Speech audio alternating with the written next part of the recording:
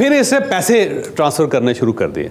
Money transfer ये है कि आपने $10,000 किसी को भेजना है तो ये $10,000 आपके घर से लेते थे और वहाँ जाकर डिलीवर कर देते थे, ठीक। तो अब इसका कारोबार बढ़ गया। पहले ताहिर साहब इस तरह था कि ख़त जा रहा है, फिर वैल्यूएबल चीज़ें जा रही हैं, फिर इससे पैसे मनी जो है ना वो भी ट्रांसफ़र करनी शुरू कर दी। आपने पैसे दिए तो अमेरिका की दूसरी स्टेट, आखिरी स्टेट के किसी एक घर में इन्होंने डिलीवर करने, इन्होंने पैसे वहाँ पर पहुँचा देने। तो ये पंचायत, इनके ज़हन में एक आइडिया आया, इन्होंने कहा कि हम क्रेडिट कार्ड क्यों ना बनाएं।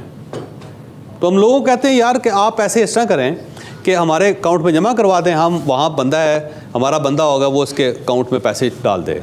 तो इन्होंने एक क्रेडिट कार्ड बनाया, एक ऐसा कि जिसमें एक स्पेशल नंबर था। आपने इस तरह करना है कि आपने अपने बैंक में जाके पैसे दे देने, जमा करवा देने। तो अब इनका बंदा पैसे लेने के लिए नहीं आ रहा, और इनका जो दूसरा आदमी उसी क्रेडिट कार्ड के ज़रिए उसे कहना जी कि आपके क्रेडिट कार्ड के अंदर हमने इतने पैसे डाल दिए, अब आप निकाल सकते हैं, ख़र्च कर सकते हैं उसको जाके, ठीक है। या उसको कार्ड भेज दिया कि जी हमारी तरफ से कार्ड है और इसके अंदर $10,000 आपके हैं, फ़लाँ बंदे ने भेजे हुए हैं, आप इसको यूज़ कर सकते हैं, आप इसको निकाल भी सकते हैं, हमारा ये सेंटर है, आप वहाँ से जाके पैसे भी ले सकते हैं, ठीक हो गए।